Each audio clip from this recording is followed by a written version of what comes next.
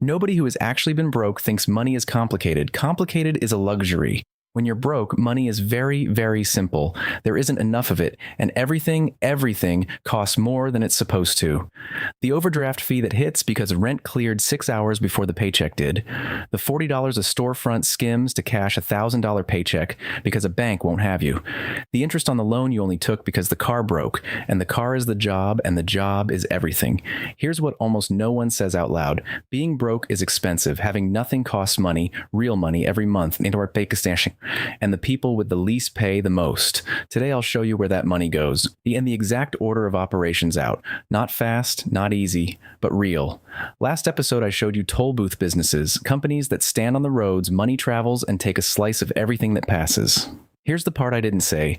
The tolls aren't priced the same for everyone. If you have money, you glide past most booths for free. Your bank waives the fees, your credit is cheap, you buy in bulk, you pay annually, you get the discount for simply not being desperate. If you're broke, you pay at every single booth, and you pay the highest rate at everyone, because the entire system prices risk, and having nothing makes you the risk. I call it the broke tax, the invisible surcharge on having nothing. It has 5 collectors. You will recognize every one of them. The first collector is fees, money you pay for the crime of running out of money. The overdraft fee is the purest example in existence. Your balance hits 0, so the bank charges you $30-odd, which you also don't have, so it can trigger another one. A fee for being broke that makes you more broke. If you designed a machine to keep people down, it would look exactly like this. Late fees on the bill you were 4 days from covering.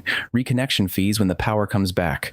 None of these exist for people with a cushion. Individually, they're small. That's the trick. Nobody riots over $35. But run the tape for a year and the fees alone can swallow a week's pay, collected one small cut at a time from the people least able to bleed. The second collector is interest, the price of renting money, and the rule of renting money is brutal. The less you have, the more it costs. The person with wealth borrows at single digits. The person with nothing gets the payday storefront, the rent-to-own markup, the buy now, pay later plan that turns a pair of shoes into 4 payments and a penalty.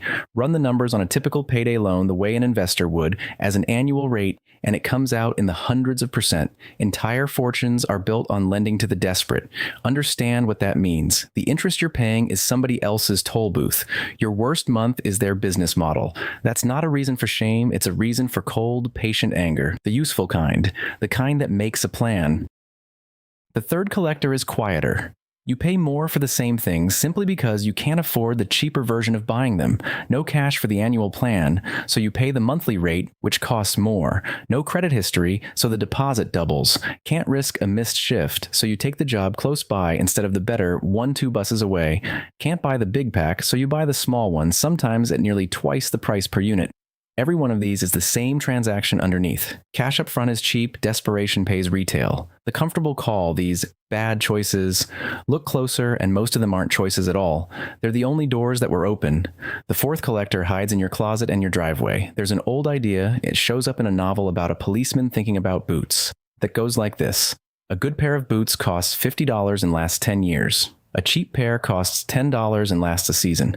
So the man who can only ever afford the cheap pair spends more on boots than the man who bought good ones once, and his feet are still wet. Swap boots for anything. The used tires that die in a year. The furniture that's really alone. Poverty forces you to buy everything twice. And no, the answer is not just buy quality. If you had the $50, you wouldn't be in this episode. The answer comes later, in the sequence. For now, just see it. Cheap isn't a discount. Cheap is a payment plan with the price hidden.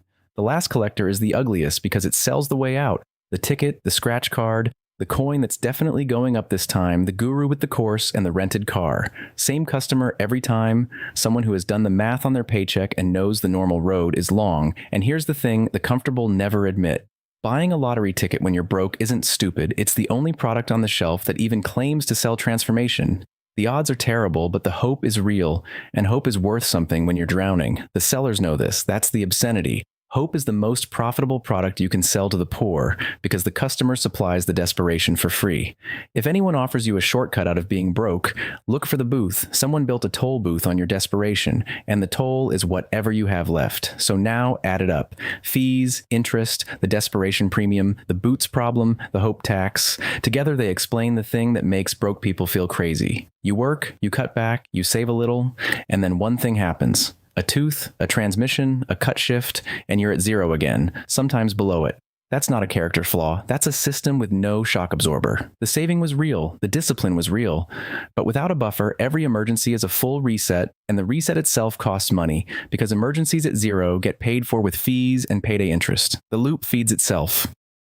Here is the sequence. 4 steps. The order is not a suggestion. Doing them out of order is why most attempts fail. People try to invest while they're still paying the broke tax, which is like filling a bucket you haven't patched. None of it is fast. You've been lied to enough, but every step is real and each one feeds the next.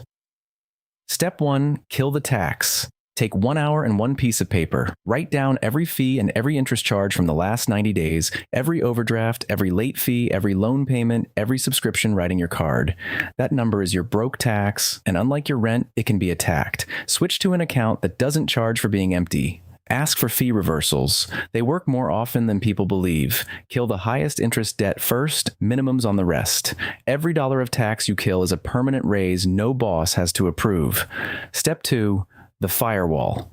Before investing, before anything with a chart, 1 month of bare survival costs in a separate account, untouchable. Not 6 months of income. 1 month of survival.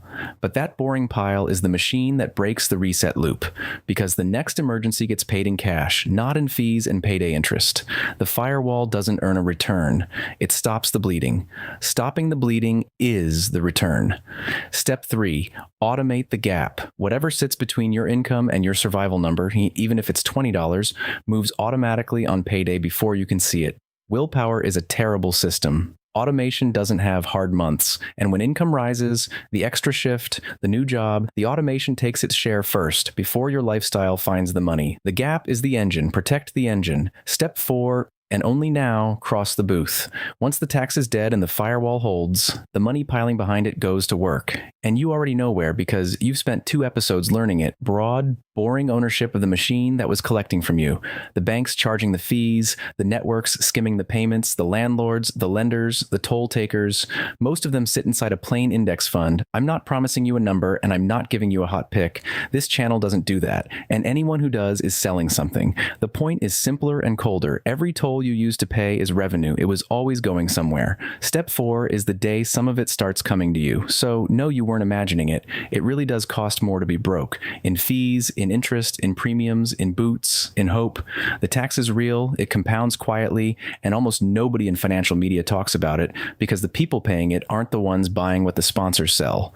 But the tax has a weakness. It collects at the moment you have nothing. Kill the fees, build 1 month of firewall, automate the gap, then cross the booth. That's it. That's the whole thing. No shortcut, no secret, no course to buy. It will be slow at the start, painfully slow, and then 1 month, quietly, no fireworks, an emergency will happen and nothing will reset. The tooth gets fixed, the car gets fixed, and the plan just keeps going. That's the moment. Not rich, free of the tax. Everything after that is just time. This has been Quiet Bull. The market rewards patience. It punishes noise. Choose accordingly.